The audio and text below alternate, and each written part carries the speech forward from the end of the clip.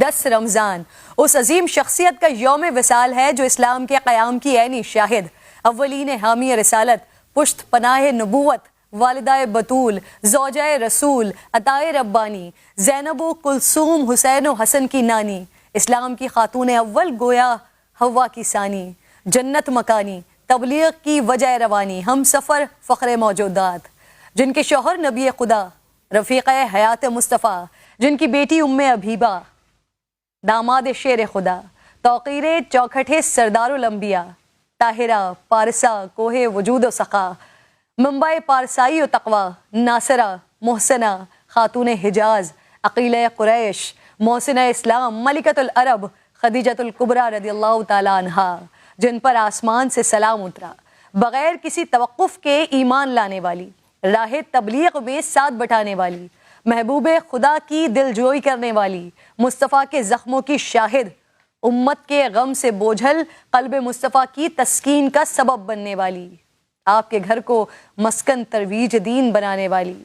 پاک اولاد کے ذریعے طعنہ ابتر سے بچانے والی، وہ زوجہ جنہوں نے آپ صلی اللہ علیہ وآلہ وسلم کی رفاقت میں سب سے زیادہ عرصہ گزارا،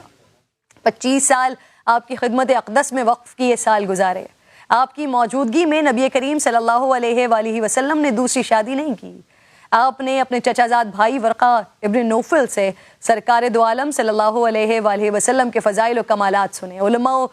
یہود و نصارہ سے آپ کی نبوت و رسالت کے بارے میں خبریں آپ تک پہنچیں، اور پھر آپ کے قلب مبارک میں عشق مصطفیٰ صلی اللہ علیہ وآلہ وسلم کی جو تپش پیدا ہو چکی تھی، سفر تجارت میں اپنے غلام کے ذریعے حضور کے اخلاق حمیدہ اور معجزات کو سن کر ان میں مزید اضافہ ہوتا گیا، آپ فراق رسول میں آنسو بہاتی، بے قرار رہتی، عشق ایمان بن گیا، اور پھر اسی تڑپ نے آپ کو شریک حیات سردار الانبیاء بنا دیا، قریش کے ان اشراف زادوں سے شادی کی درخواست مسترد کی اور خود عقد کا پیغام بھجوا کر کائنات کی ہر عورت کو پیغام دیا کہ رشتہ ازدواج کے لیے وہ کتنی با اختیار ہیں اور اس کا انتخاب بھی کتنا بلند ہونا چاہیے۔ دور جاہلیت اور عرب کے داغدار سماج میں بھی جناب خدیجہ اپنی عفت اور پاکیزگی کی وجہ سے طاہرہ کے لقب سے پکاری جاتی تھی۔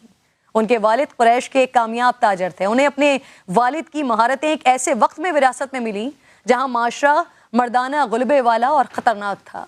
ایسے ماحول میں انہوں نے اپنی دولت، اعلیٰ کردار اور حسن اخلاق کی وجہ سے نام کمایا۔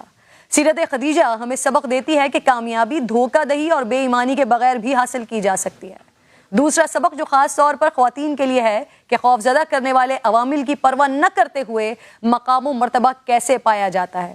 شادی سے پہلے اماں خدیجہ بہت بڑے کاروبار کی مالک تھیں، آپ کی عظیم کاروان تجارت میں 80,000 سے زائد اونٹ تھے، سونے سے لدی ہوئی سواریاں تھیں، اور پھر یہی عرب کی ملکہ جب عقد مصطفیٰ میں آئی تو اپنے آپ کو اسلام کی کنیز بنا دیا، اپنا سارا مال، اپنی ساری دولت پیغمبر کے قدموں میں نچھاور کر دی، خود سخت تنگ دستی کی زندگی بسر کی، یہاں تک کہ